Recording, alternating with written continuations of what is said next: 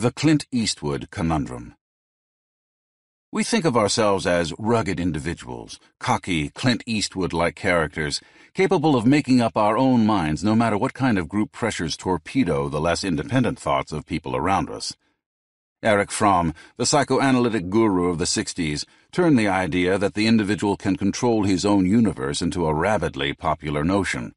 Fromm told us that needing other people is a character flaw, a mark of immaturity. Possessiveness in a romantic relationship is an illness. Jealousy is a character defect of the highest magnitude. A mature individual is one who can drift through this world in the self-contained manner of an interstellar transport, manufacturing its own oxygen and food. That rare, healthy soul, Fromm wished us to believe, had an indestructible sense of his own worth. As a consequence, he had no need for the admiration and reassurance that only the weak long for. Fromm was trapped in a scientific fallacy that has become mainstream dogma. Current evolutionary theory, as promoted by scientists like Harvard's E.O. Wilson and the University of Washington's David Barish, says that only the competition between individuals counts. The concept is called individual selection. Social groups may glare and posture, threaten, connive, and occasionally battle to a grim and bloody death, but none of this really matters. The dogma of the moment declares emphatically that the creature struggling alone, or occasionally helping out a relative, is the only one whose efforts drive the engines of evolution. However, the accepted view requires a closer look.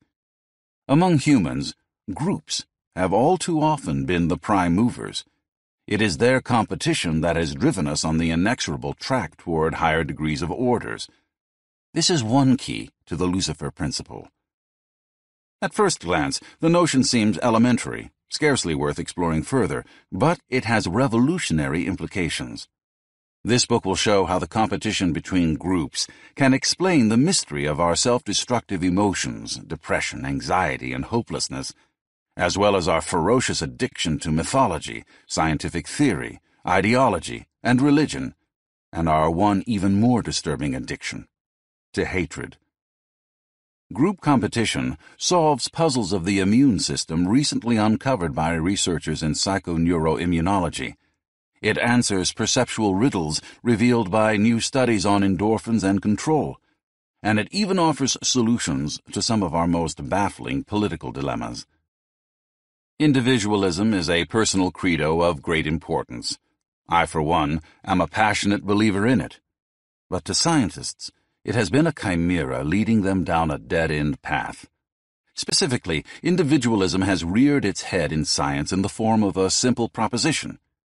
If a piece of physiology, a tooth, a claw, an opposable thumb, or the neural circuit underlying an instinct, has emerged from the evolutionary process, it has triumphed for a simple reason: it has helped the individual survive. More specifically, the physiological device has proven useful in the survival of a long line of individuals, each of whom maintained a competitive edge by virtue of the piece of biological equipment in question. The problem: this basic premise is only right up to a point. Individual survival is not the only mechanism of the evolutionary process, as shown in recent research on stress. The stress response, with its high levels of corticosteroids and its clammy manifestations of anxiety, is usually described as part of a fight-or-flight syndrome, a survival device left over from the days when men were fending off saber-toothed tigers. When our primitive ancestors were confronted with a snarling beast, the stress response supposedly prepared them to engage the brute in battle or to hot-foot it out of the path of danger. But if the stress response is such a marvelous tool for self-defense, why is it so disabling? Why do stress reactions shut down our thought processes, cripple our immune system, and occasionally turn us into stupefied blobs of jelly? How do these impairments help us survive? The answer is that they don't. Men and animals do not merely struggle to maintain their individual existence. They are members of larger social groups, and all too often it is the social unit, not the individual, whose survival comes first. At first glance, our dependence on our fellow human beings sounds encouragingly angelic, but it is a blessing with a barb. Harvard psychologist Daniel Goleman, paraphrasing Nietzsche, says, "Madness is the exception in individuals, but the rule in groups." A study by social psychologist Brian Mullen shows that the larger the lynch mob, the more brutal the lynching. Freud declares that groups are impulsive, changeable, and irritable. Those caught up within them, he asserts, can become infantile slaves to emotion, led almost exclusively by the unconscious. Swept up by the emotions of a crowd, humans tend to lose their ethical restraints. As a result, the greatest human evils are not those that individuals perform in private, the tiny transgressions against some arbitrary social standard we call sins. The ultimate evils are the mass murders that occur in revolution and war, the large-scale savageries that arise when one agglomeration of humans tries to dominate another, the deeds of the social group. The social pack, as we shall see, is a necessary nurturer. It gives us love and sustenance. Without its presence, our mind and body literally switch on an arsenal of interior devices for self-demolition. If we ever save ourselves from the scourge of mass violence, it will be through the efforts of millions of minds, networked together in the collaborative processes of science, philosophy, and movements for social change. In short, only a group effort can save us from the sporadic insanities of the group. This book is about the social body in which we are the unwitting cells. It is about the hidden ways in which that social group manipulates our psychology and even our biology. It is about how a social organism scrambles for survival and works for mastery over other organisms of its kind. It is about how we, without the slightest sense of what the long-term results of our minuscule actions may be, contribute to the social organism's ponderous and sometimes earth-shattering deeds. It is about how, in our preoccupations with sex, our submission to gods and leaders, our sometimes suicidal commitment to ideas, religions, and trivial details of cultural style, we become the unconscious creators of the social organism's exploits. Okay, here Bloom is basically talking about the subject of individualism versus the collective. Where for a long time, uh, basically the evolution was thought of as one individual or one individual mutation over another one. In other words, one individual passes on his genes into the future over and above everybody else.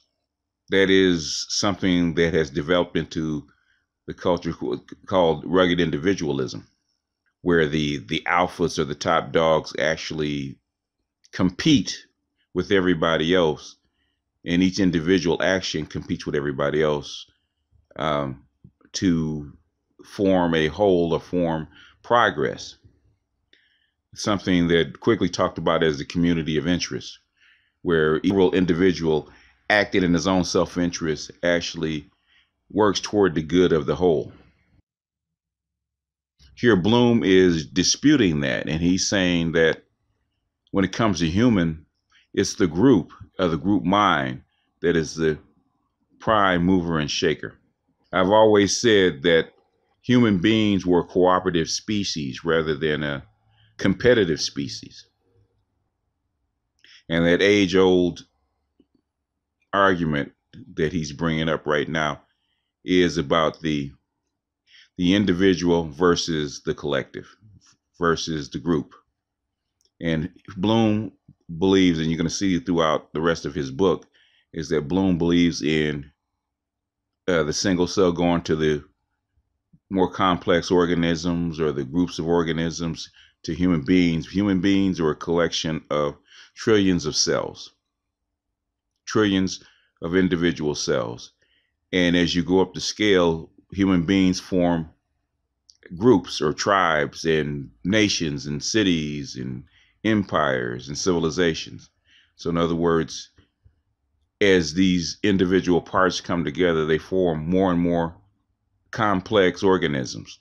And he believes the human race is a superorganism that competes with every other living thing on the planet.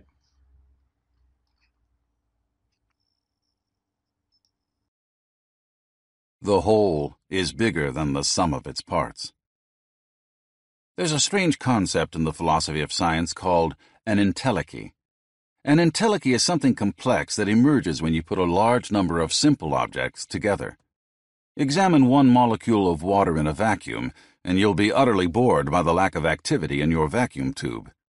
Pour a bunch of molecules into a glass, and a new phenomenon crops up, a ring of ripples on the water's surface. Combine enough glasses of water in a big enough basin, and you'll end up with something entirely different, an ocean. Take the 26 letters of the English alphabet, lay them out in front of you, and you'll have a set of small squiggles, each of which evokes just one or two specific sounds. String a few million together in precisely the proper order, and you'll have the collected works of Shakespeare. These are entelechies.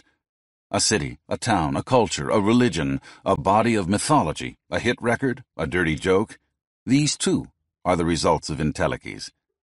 Take one human being, isolate him in a room from the time he's born until the time he dies, and you'll end up with a creature incapable of using language, with little in the way of imagination, an emotional and physical wreck.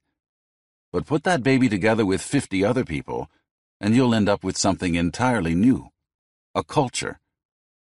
Cultures spring into existence only when the crowd is large enough.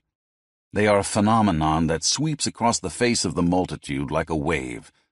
The phenomenon that creates the Beatles, that makes a Hitler, that launches a new philosophy like communism or Christian fundamentalism. These are all entelechies at work, waves rolling over the surface of society, incorporating the minor moves of individual human beings into a massive force, the way swells of the sea orchestrate insignificant twitches of water molecules into an overwhelming motion. The perpetual churnings of the waves and the tides are stirred by the gravity of the moon. But what propels the cultural tides of human beings? What causes a horde of barbaric nomads in the desert wastes of the Arab Peninsula to suddenly coalesce under the leadership of one man and spill across the known world, carving out an empire? How does an invisible idea preached by an Ayatollah pull isolated humans into surging swells of believers ready to die or kill for truth? Why does a sect, originally committed to turning the other cheek, flood the world with warriors who literally wade in blood? What makes a country like Victorian England crest in the domination of fully half the planet, then ebb like a spent wave from power and prosperity? What undertow is sucking America into that same path today? 5 simple concepts will explain these human currents. Each section of this book concentrates on one of those ideas and its sometimes startling implications. Together, these concepts are the foundation underlying the Lucifer Principle. Concept number 1. The principle of self-organizing systems. Replicators. Bits of structure that function as mini-factories, assembling raw materials, then churning out intricate products. These natural assembly units, genes are one example, crank out their goods so cheaply that the end results are appallingly expendable. Among those expendable products are you and me. Concept number 2. The superorganism. We are not the rugged individuals we would like to be.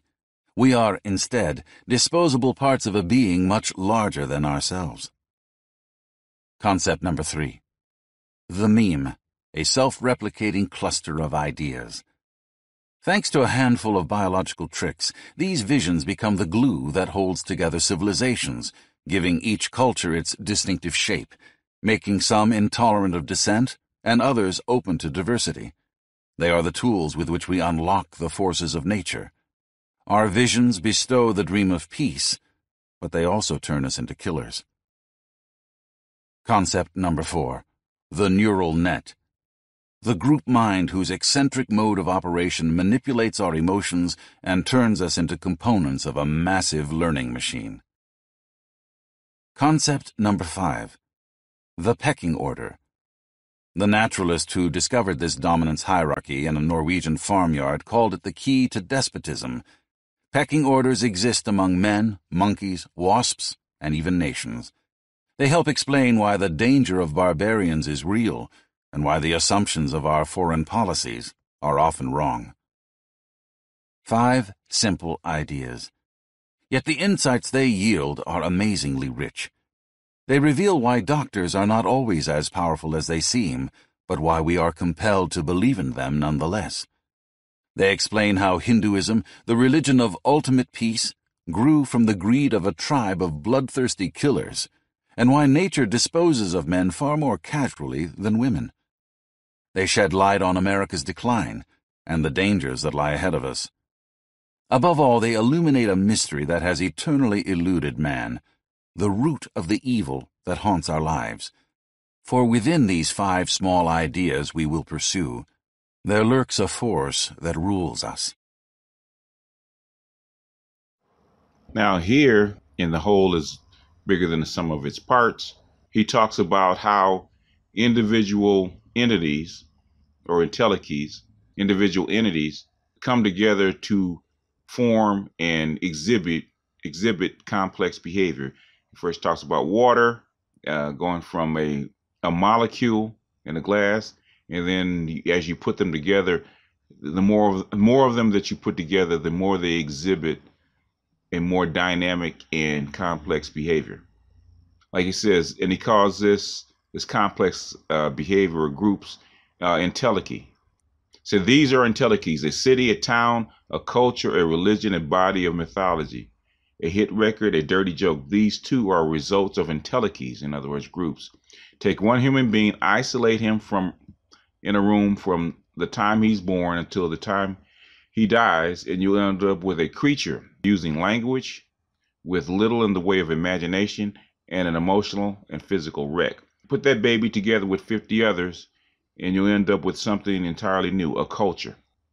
Basically, what he's saying is that entelechies, especially when it comes to human, are the result of a group dynamic. Individually, human beings aren't very much. But as the group dynamic, they're very powerful. The last thing he gets into is what he calls his concepts. And these are the concepts or concepts of entelechies that he's talking about. And this is going to be, like he says, the foundation of the rest of the book. Because Bloom believes in the group dynamic and the group, how can we say, the group mind and the group intelligence. Like he says, the whole is greater than the sum of its parts. Okay, so concept number 1, the principle of self-organizing system, in other words, replicators. So gathering anything that gathers materials or ideas and churns them out into interesting products or interesting patterns. Concept number 2, which is superorganism. I think I just talked about that in the other part, that a superorganism is groups that come together or individuals that come together and basically form a greater or more complex form, more powerful than each individual could do on its own. So concept number 3, the meme, the self-replicating cluster of ideas.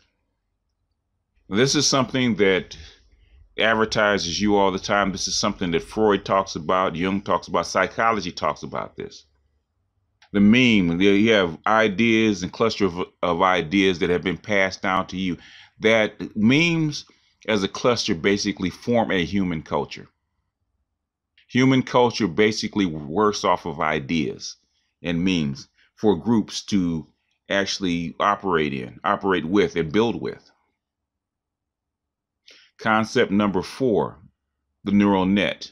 Now, this is something that is talked about in esoteric wisdom, the group mind or the group unconscious, the Akashic record, where the group mind actually exists. All the ideas that ever been thought of are out there in some kind of vibration, and we have a form of our brain that can tap into it. And it's something that we're actually building, like the internet is a neural net where people's ideas and thoughts and observances can actually be tapped into it. And eventually we're replicating that as far as a electronic or artificial intelligence. People think it's just individual machines, but no, there are neural nets that span from one individual site to global sites to each individual product that we sell or each individual device that's on the internet. That's a neural net. And last is the pecking order, how we pick leaders, how we organize people, how do we organize people in organizations and families, in societies, in government, in business, the pecking order, where we are on the order of ascendance and importance. That is the pecking order. It is a big thing. It's something that men do overtly, and this is something that women do covertly. And the pecking order is one thing that, as far as women are concerned, that we're really going to get into when it comes up. But that is the end of it. That is the ideas that is going to be, that this book is going to be built on, and some of the things that we're going to explore. And he gives a lot of real world examples, not only from the human kingdom, but the animal kingdom. And we're going to see how these 5 ideas play throughout the book, because they're going to be interwoven. And sometimes he's going to break out and he's going to explain them. But with that, that's all I got for this episode. Listen up. See if you guys can get something out of it. Like my teacher used to say, study your material. Study your material. I'll see if I can actually put up a link of the hard copy or the PDF for this book. If I can actually put it someplace where people can actually access it. But anyway, as always, till next time, this is BGS out.